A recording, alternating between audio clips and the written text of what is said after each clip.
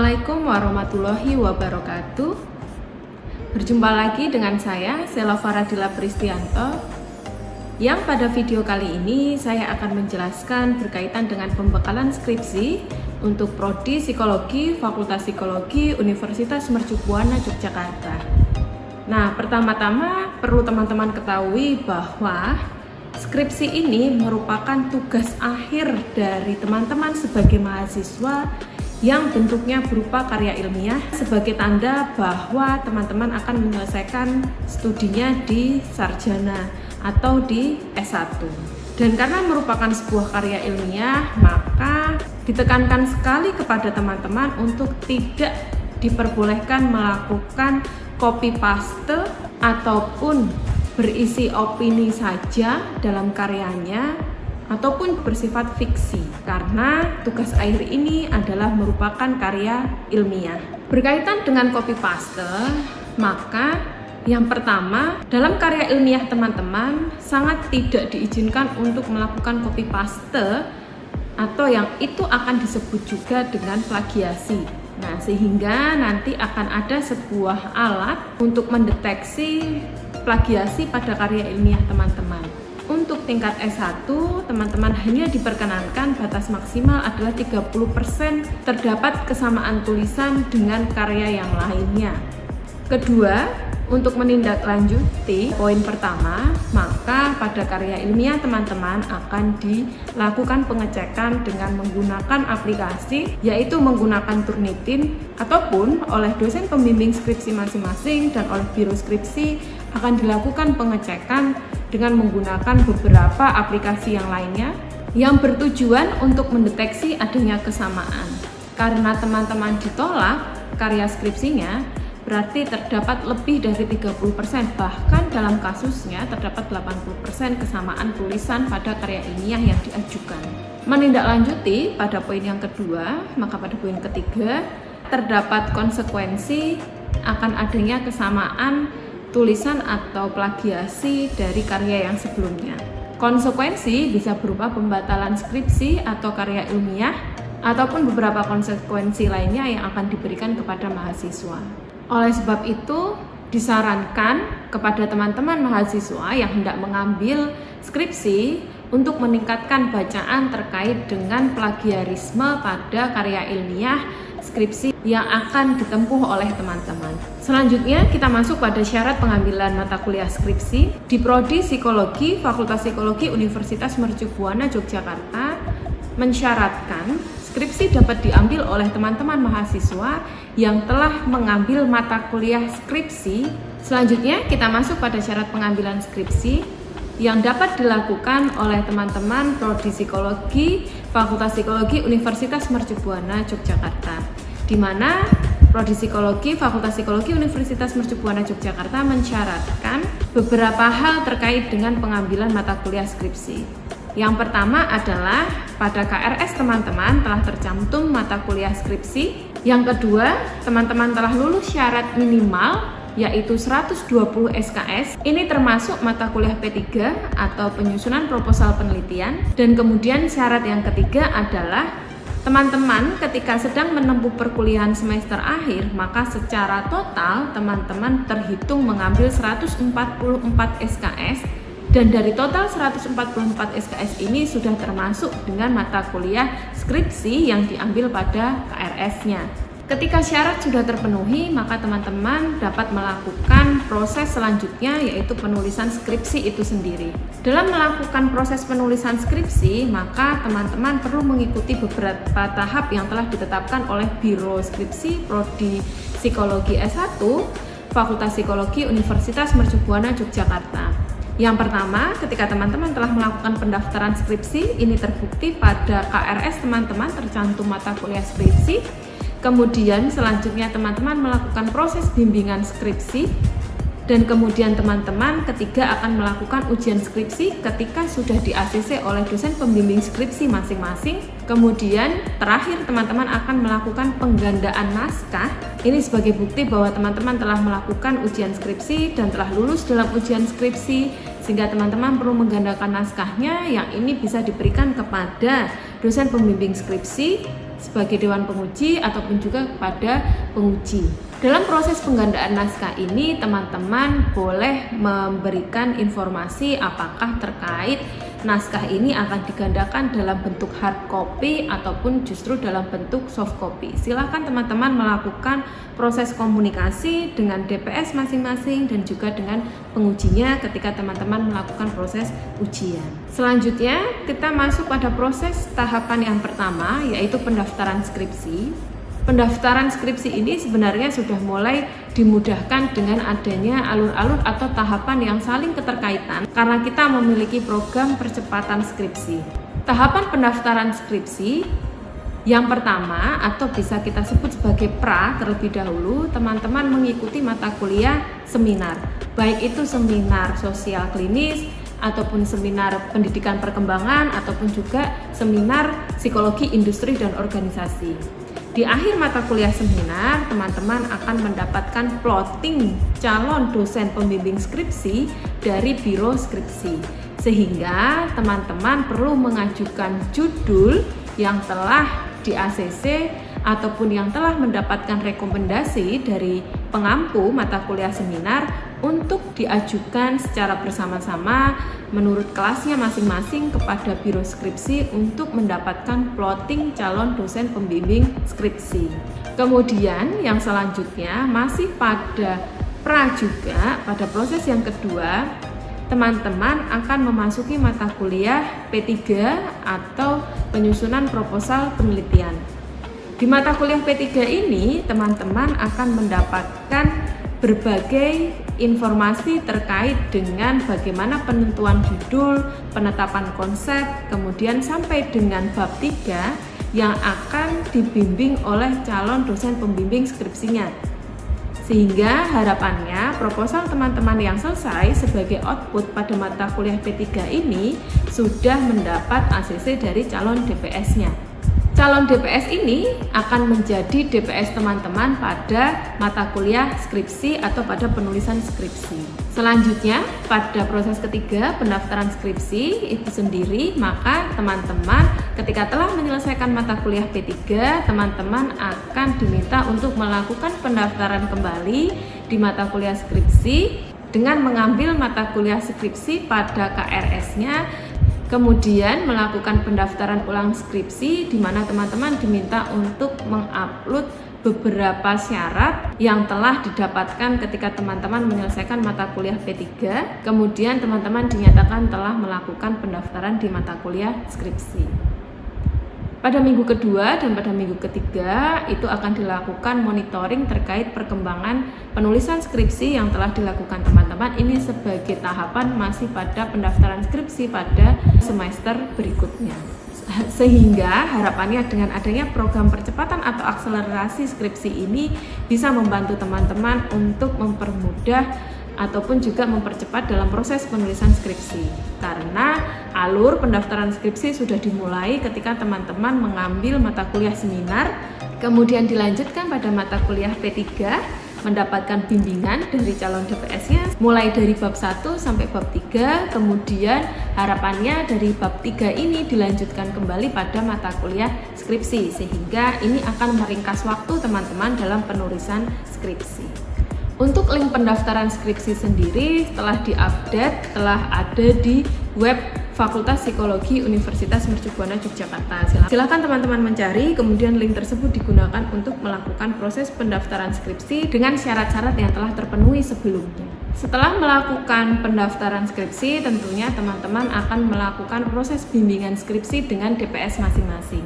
Nah, DPS ini adalah DPS yang telah menyetujui akan melakukan proses bimbingan naskah teman-teman yang dibuktikan dengan adanya ACC dari CDPS saat mata kuliah P3 yang kemudian akan dilanjutkan sebagai syarat untuk mendaftar skripsi. Sehingga pada proses bimbingan skripsi ini akan melanjutkan apa yang telah didapatkan selama proses bimbingan dengan CDPS di mata kuliah P3. Nah, bisa jadi proses pembimbingan skripsi ini karena teman-teman telah menyelesaikan sampai bab 3, maka teman-teman melanjutkan bab yang telah disusun pada mata kuliah P3. Ataupun ketika saat bimbingan skripsi ini harus dicek kembali pada bab 1, bab 2, dan bab 3, maka teman-teman tetap mengikuti alur yang telah ditetapkan oleh Biro Skripsi Prodi Psikologi S1 Fakultas Psikologi Universitas Mercubuana Yogyakarta. Di mana di sini diuraikan lagi pada bab 1, maka teman-teman melakukan proses bimbingan terkait dengan pengangkatan permasalahan atau latar belakang masalah lengkap, kemudian dilanjutkan dengan tujuan penelitian dan manfaat penelitian yang diajukan oleh teman-teman. Kemudian bab 2, teman-teman melakukan proses bimbingan terkait dengan tinjauan teoritis pada variabel-variabel yang diajukan oleh teman-teman dalam penelitiannya. Selanjutnya di bab 3, teman-teman melakukan proses bimbingan terkait dengan alat ukur yang akan digunakan teman-teman untuk mengungkap variabel-variabel yang akan diteliti. Selanjutnya pada bab 4, teman-teman melakukan proses bimbingan terkait dengan hasil penelitian dan pembahasan dari hasil penelitian yang sudah didapatkan. Dan di bab 5, teman-teman dapat melakukan bimbingan terkait dengan kesimpulan yang didapatkan dari penelitian yang telah dilakukan oleh teman-teman. Tentunya selama bab 1 sampai bab 5 ini teman-teman perlu dibimbing oleh DPS masing-masing yang sudah ditetapkan oleh Biro Skripsi. Di mana ketika teman-teman mengikuti alur yang sudah ditetapkan oleh Biro Skripsi, DPS itu berlanjut dari calon DPS yang sudah ditetapkan sejak mata kuliah seminar. Kemudian dalam proses bimbingan teman-teman diwajibkan teman-teman untuk meminta persetujuan terkait apa yang dilakukan di setiap bimbingannya. Nah, ini teman-teman akan diberikan form monitoring secara online yang telah diupload menggunakan Google Drive oleh tim Biro Skripsi. Kemudian di akhir form monitoring ini bisa dimintakan tanda tangan sebagai persetujuan dari dosen pembimbing skripsi masing-masing yang akan digunakan sebagai persyaratan untuk mendaftar verifikasi skripsi dalam rangka untuk mendaftar ujian skripsi. Selanjutnya, dalam proses bimbingan skripsi ini, maka mengikuti dengan aturan perkuliahan yang ada yang telah ditetapkan di Universitas Mercubuana Yogyakarta, di mana secara minimal teman-teman melakukan proses bimbingan selama 8 kali, ataupun secara idealnya teman-teman melakukan bimbingan selama 14 kali, di mana 14 kali ini adalah 7 kali bimbingan sebelum UTS, kemudian 7 kali bimbingan setelah UTS ataupun sebelum UAS. Sehingga harapannya 14 pertemuan untuk proses bimbingan ini ketika dimaksimalkan dengan baik, teman-teman dapat menyelesaikan penulisan skripsi secara tepat waktu. Nah, selanjutnya dalam proses bimbingan skripsi sama dengan mata perkuliahan yang lainnya, pada minggu atau pada pekan UTS dan pekan UAS, maka beberapa dosen tidak melakukan proses bimbingan skripsi dikarenakan sesuai dengan Tridharma Perguruan Tinggi Universitas Mercubuana Yogyakarta, maka beberapa dosen akan melakukan kegiatan Tridharma yang lainnya, bisa berupa penelitian dan pengabdian. Masih terkait dengan proses bimbingan, ketika melihat adanya pertemuan yang telah ditetapkan, yaitu 7 kali pertemuan sebelum UTS dan 7 kali pertemuan bimbingan setelah UTS atau sebelum UAS, maka ketika teman-teman datang kemudian meminta proses bimbingan skripsi yang sudah berada di tengah semester ataupun justru menjelang di semester akhir, bisa jadi dosen pembimbing skripsi pun juga tidak akan melakukan proses bimbingan skripsi dikarenakan tidak sesuai dengan ketentuan yang sudah ditetapkan. Jadi sangat diharapkan ketika teman-teman sudah mendaftar skripsi, kemudian pada pekan pertama, pekan kedua, ketika sudah melakukan monitoring, teman-teman bisa melakukan proses bimbingan skripsi dengan dosen pembimbing masing-masing.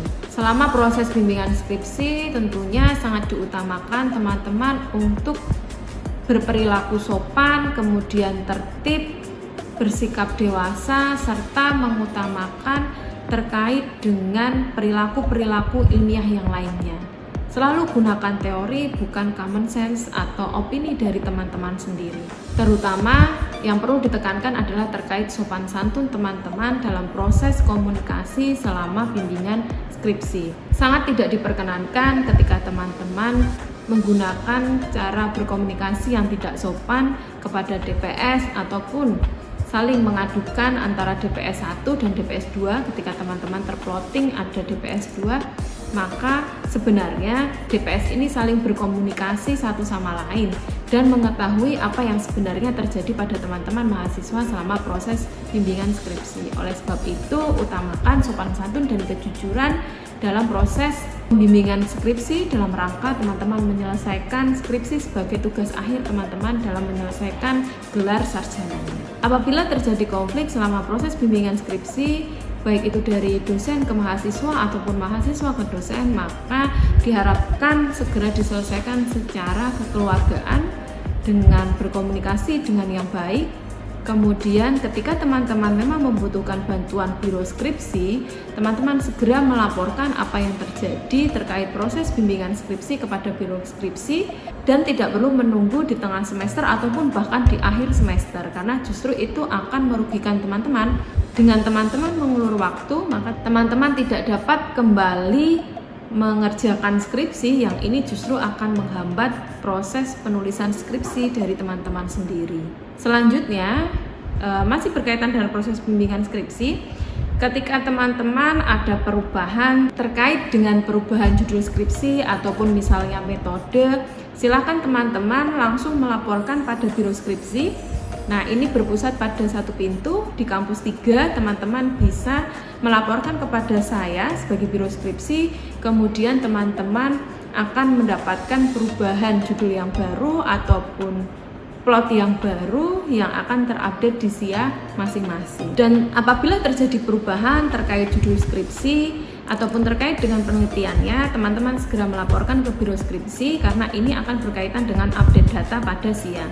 Jangan sampai teman-teman melakukan perubahan ketika teman-teman hendak melakukan ujian yang kemudian terjadi error ataupun terjadi kesalahan terkait judul teman-teman ataupun DPS teman-teman karena tidak melaporkan perubahannya kepada biro skripsi. Selanjutnya, pada proses bimbingan skripsi, maka biro skripsi Prodi S1 Fakultas Psikologi Universitas Mercubuana Yogyakarta menetapkan dua alur proses bimbingan, di mana alur pertama ini adalah ketika teman-teman hanya mendapatkan plot 1 DPS saja.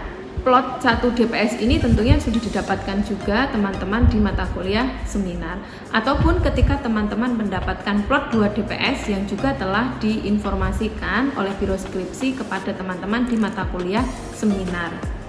Pada alur yang pertama, ketika teman-teman dibimbing oleh 1 DPS nantinya, maka sejak pada mata kuliah P3, teman-teman melakukan bimbingan praskripsi di mata kuliah P3 dengan CDPS pada saat itu mulai dari bab 1 sampai bab 3, yang kemudian di mata kuliah skripsi bisa diulang sedikit terkait bab 1 sampai bab 3, yang kemudian dilanjutkan bab 4 sampai bab 5. Sedangkan pada alur yang kedua adalah ketika teman-teman diplot 2 DPS, maka teman-teman sejak mata kuliah P3 melakukan bimbingan praskripsi begitu ya kepada CDPS masing-masing, yaitu CDPS 1 dan CDPS 2. Minimal CDPS 1 dan CDPS 2 itu sudah memiliki kesepakatan yang bersama terkait dengan penelitian dan konsep penelitian yang diajukan teman-teman. Nah, kemudian teman-teman mengikuti alur yang ada di P3 sampai menyelesaikan proposal penelitian teman-teman di P3 yang kemudian dilanjutkan di mata kuliah skripsi. Ketika teman-teman memiliki 2 DPS, teman-teman bisa kembali mengecek ulang atau mulai bimbingan dari bab 1 sampai bab 3 dengan DPS 2 yang tadi sama dengan CDPS 2 saat mata kuliah P3, dan kemudian setelah bab 3 dilaporkan melakukan proses bimbingan dengan DPS 1, di mana DPS 1 ini sama dengan CDPS 1 pada mata kuliah P3, yang kemudian terjadi kesepakatan bersama bahwa teman-teman diizinkan untuk melakukan penelitian. Setelah teman-teman melakukan penelitian, maka teman-teman perlu melaporkan kembali apa yang telah dilakukan teman-teman kepada DPS 2 dan juga baru kemudian ke DPS 1 kembali secara bersamaan antara bab 4 dan bab 5. Selanjutnya, ketika teman-teman telah di ACC oleh DPS masing-masing, baik pada alur pertama yang 1 DPS tadi ataupun alur yang kedua dengan 2 DPS, maka ACC-nya adalah dari kedua DPS, maka teman-teman diperkenankan untuk mengikuti verifikasi yang dilakukan oleh Biro Skripsi masing-masing, Biro Skripsi Kampus 1 dan Biro Skripsi Kampus 3. Teman-teman perlu mengkomunikasikan atau menginformasikan terlebih dahulu kepada Biro Skripsi Kampus 1 dan Kampus 3 bahwa teman-teman akan melakukan proses verifikasi. Dan proses verifikasi ini akan dilakukan semuanya secara online. Teman-teman mengupload syarat berkas terlebih dahulu, apa yang dipersyaratkan dalam proses verifikasi. Adapun syarat berkas untuk melakukan proses verifikasi adalah yang pertama, teman-teman perlu mengumpulkan naskah lengkap mulai dari bab 1 sampai bab 5 yang secara utuh, berarti mulai dari halaman awal, halaman isi yaitu bab 1 sampai bab 5, kemudian halaman akhir mulai dari daftar pustaka sampai lampirannya. Kemudian syarat yang selanjutnya adalah teman-teman perlu menginformasikan terkait bukti ACC dari DPS. Kemudian syarat yang ketiga adalah teman-teman perlu menginformasikan terkait dengan jumlah proses bimbingan yang ini dibuktikan dengan form monitoring bimbingan. Kemudian syarat yang keempat, teman-teman perlu mendownload terlebih dahulu file checklist verifikasi yang kemudian diisi identitas dengan judul penelitiannya yang kemudian diberikan ke Biro Skripsi sebagai syarat untuk melakukan proses pendaftaran verifikasi. Kemudian ketika berkas sudah lengkap, maka teman-teman akan mendapatkan jadwal secara online untuk bertemu dengan Biro Skripsi melakukan proses verifikasi skripsi. Ketika dalam proses verifikasi skripsi, teman-teman telah di ACC, telah mendapatkan persetujuan dari Biro Skripsi yang dibuktikan dengan telah ditandatangani form checklist verifikasi, maka form checklist verifikasi tersebut dapat digunakan sebagai syarat untuk mendaftar ujian skripsi. Kemudian kita masuk pada ujian skripsi. Nah, teman-teman perlu memperhatikan beberapa hal terkait dengan pelaksanaan ujian skripsi. Yang pertama, teman-teman perlu melakukan pendaftaran ujian skripsi dengan mengumpulkan berbagai persyaratan atau berkas yang telah ditetapkan. Kemudian teman-teman mendapatkan penjadwalan ujian skripsi yang lengkap dengan susunan dewan pengujinya, yaitu terdiri dari penguji dan juga dari DPS. Kemudian yang ketiga, teman-teman melakukan pelaksanaan ujian skripsi yang telah ditetapkan sesuai dengan jadwal ujian skripsi. Kemudian yang terakhir, keempat, teman-teman diberikan penilaian dalam ujian skripsi. Adapun persyaratan untuk melakukan pendaftaran ujian adalah mengikuti beberapa berkas berikut. Yang pertama, teman-teman perlu melampirkan lembar pengesahan skripsi dari DPS masing-masing, baik DPS 1 ataupun DPS 2 ketika memang teman-teman terplot 2 DPS. Kemudian syarat yang berikutnya, kedua adalah teman-teman melampirkan lembar pengesahan data penelitian atau verifikasi data yang telah diperoleh dari Biro Skripsi. Selanjutnya yang ketiga, teman-teman melampirkan transkrip nilai yang telah disahkan oleh dosen pembimbing akademik masing-masing atau DPA, di mana transkrip nilai ini dijabarkan kembali persyaratannya, yaitu teman-teman memiliki IPK minimal 2 tanpa nilai E dan nilai D maksimal 20% dari total mata kuliah yang diambil oleh teman-teman di transkrip nilainya. Selanjutnya, persyaratan yang keempat, teman-teman telah menyelesaikan segala urusan administrasi yang dijabarkan, yaitu berupa teman-teman telah bebas pinjaman dari perpustakaan, kemudian telah menyelesaikan biaya skripsi dan hal-hal yang lainnya terkait dengan administrasi proses pendaftaran ujian skripsi. Nah, karena tadi teman-teman mendapatkan informasi terkait dengan susunan dewan penguji, maka di sini saya informasikan terkait dengan susunan dewan penguji pada ujian skripsi teman-teman. Yang pertama, susunan dewan pengujinya adalah penanggung jawab, yaitu dekan. Kemudian yang kedua, ketua sidang, ini DPS dan penguji. Kemudian notulensi, itu oleh dosen pembimbing 1 dan juga dosen pembimbing 2. Kemudian dosen penguji itu bisa salah satu dosen dari Fakultas Psikologi Universitas Mercubuana Yogyakarta. Sedangkan pada pelaksanaan ujian skripsi, ini dilakukan secara lisan di hadapan Dewan Penguji yang terdiri dari DPS dan maksimal 2 dosen penguji.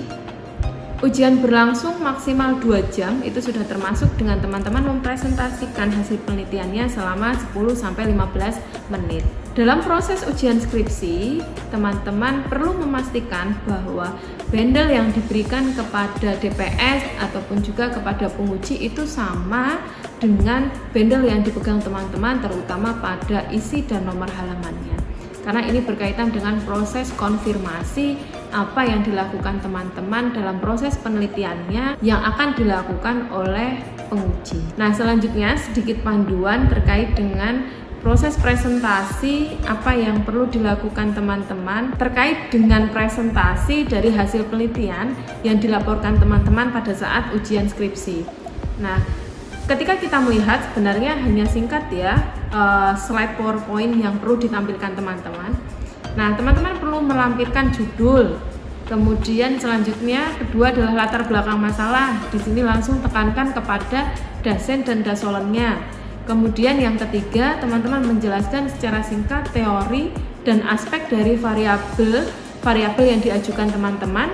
Boleh dalam bentuk gambar atau diagram alur, maka ini akan lebih mempermudah dan juga lebih mempercepat. Nah, penjelasan secara lengkapnya teman-teman bisa menjelaskannya secara lisan. Kemudian yang keempat, yang perlu dilampirkan pada slide PowerPoint presentasi teman-teman adalah hipotesis yang diajukan, apakah hipotesis positif ataupun hipotesis negatif ataupun pertanyaan penelitian ketika penelitian kualitatif. Yang kelima, teman-teman perlu menyampaikan terkait dengan subjek dan hasil uji coba berkaitan dengan skala yang diajukan teman-teman sebagai alat ukur. Kemudian yang keenam, teman-teman dapat melaporkan terkait hasil penelitian secara singkat. Baru yang terakhir, teman-teman melaporkan terkait dengan kesimpulan dan saran dari penelitian yang telah dilakukan teman-teman. Saya rasa dengan begitu sebenarnya sangat singkat sekali hal-hal yang perlu dicantumkan pada saat teman-teman mempresentasikan hasil penelitiannya dalam ujian skripsi. Setelah ujian skripsi, maka kita masuk pada penilaian skripsi itu sendiri. Penilaian skripsi ini akan dilakukan oleh DPS dan dosen penguji yang telah teman-teman dapatkan. Yang menjadi unsur penilaian pada skripsi teman-teman adalah yang pertama, berkaitan dengan kualitas penulisan. Nah, ini meliputi format penulisan, apakah sesuai dengan panduan skripsi yang telah ditetapkan, kemudian ejaan bahasa Indonesia yang benar, kemudian kemutakhiran dan kekayaan referensi yang diajukan oleh teman-teman, dan juga berkaitan dengan originalitas judul penelitian yang diajukan. Kemudian unsur penilaian yang kedua adalah berkaitan dengan kualitas isi dari skripsi teman-teman, yang ini melingkupi berkaitan dengan perumusan permasalahan yang diajukan, kemudian ketepatan dan kedalaman kajian pustaka, kemudian langkah metode penelitian yang tepat ataukah tidak dari penelitian teman-teman, kemudian kedalaman analisis teman-teman, dan juga berkaitan dengan kesimpulan dan saran yang dituliskan oleh teman-teman pada skripsinya. Kemudian penilaian ketiga adalah berkaitan dengan performasi teman-teman saat presentasi ujian ataupun juga ketika teman-teman melakukan proses bimbingan dengan DPS-nya masing-masing. Ketika proses ujian, yaitu ketika presentasi, maka ini dijabarkan lagi yang menjadi unsur penilaian adalah penguasaan teman-teman terhadap materi, kemampuan melakukan presentasi, dan juga kemampuan menjawab dan menjelaskan dari konfirmasi atau pertanyaan para penguji. Sedangkan performasi yang selanjutnya adalah dinilai dari proses bimbingan teman-teman dengan DPS masing-masing. Maka ini menjadi proses penilaian terkait dengan performasi teman-teman selama mengerjakan skripsi. Setelah teman-teman mendapatkan penilaian dan kemudian dinyatakan lulus sementara pada ujian skripsi, maka teman-teman diberikan tenggang waktu untuk melakukan proses revisi atau proses perbaikan dari skripsi teman-teman yang sesuai dengan feedback yang diberikan oleh penguji. Perbaikan skripsi ini teman-teman diberikan waktu maksimal 2 bulan terhitung dari tanggal pelaksanaan ujian skripsi. Nah, ini teman-teman perlu memperhatikannya dengan baik-baik ya. 2 bulan sejak pelaksanaan ujian skripsi, dan apabila teman-teman melebihi masa batas waktu yang telah ditentukan yaitu 2 bulan, maka teman-teman diharuskan mengikuti ujian ulang. Sehingga ujian ulang dapat dilakukan kepada teman-teman yang pertama apabila melebihi batas waktu 2 bulan pada masa perbaikan. Yang kedua adalah ketika teman-teman dinyatakan tidak lulus saat ujian skripsi. Selesai dalam proses penilaian dan teman-teman sudah dinyatakan lulus, maka teman-teman perlu menggandakan naskah skripsi teman-teman. Nah, ini minimal diperbanyak atau digandakan sebanyak 3 eksemplar untuk perpustakaan, untuk pembimbing, dan juga untuk mahasiswa. Nah, ini silakan dikomunikasikan kepada pembimbing ataupun kepada penguji masing-masing apakah akan diberikan dalam bentuk soft copy ataupun dalam bentuk hard copy. Informasi yang lengkap terkait dengan skripsi, maka teman-teman bisa membuka web Fakultas Psikologi Universitas Mercubuana Yogyakarta. Maka di situ diberikan banyak sekali informasi, mulai dari link-link yang perlu diisi ataupun dapat berupa link atau file-file yang dibutuhkan teman-teman selama pengerjaan skripsi. Selanjutnya, yang terakhir adalah ketika teman-teman telah melebihi masa akhir studi karena berkenaan dengan proses pengerjaan skripsi, maka teman-teman akan diberlakukan renumbering. Nah, ini sangat merugikan sekali tentunya bagi teman-teman. Sedikit informasi saja terkait dengan proses renumbering ini, maka teman-teman akan diberikan PIN baru, NIM baru, dan ini tentunya akan merugikan teman-teman sendiri. Di mana ketika teman-teman seharusnya dapat lulus dengan kurikulum saat itu berlaku, maka karena teman-teman diberlakukan renumbering, teman-teman harus menyesuaikan kembali dengan adanya kurikulum yang terbaru. Sedangkan kurikulum pembelajaran sendiri selalu terjadi perubahan atau pembaruan. Dan ketika teman-teman dalam proses menyelesaikan studinya mengalami keterlambatan dalam proses penyelesaian studi yang berdampak pada teman-teman harus menyesuaikan dengan adanya kurikulum baru, dan ketika mata kuliah teman-teman yang telah diambil itu tidak diakui pada kurikulum yang terbaru, nah ini tentunya akan merugikan teman-teman sendiri. Silakan teman-teman dapat bertanggung jawab kepada diri sendiri untuk dapat menyelesaikan studinya secara tepat waktu, sehingga teman-teman sendiri yang akan memperoleh manfaatnya, yang tentunya ini juga akan bermanfaat bagi orang sekitar. Sekian informasi yang dapat saya berikan terkait dengan pembekalan skripsi. Sampai jumpa dengan Biro Skripsi di mata kuliah skripsi. Wassalamualaikum warahmatullahi wabarakatuh.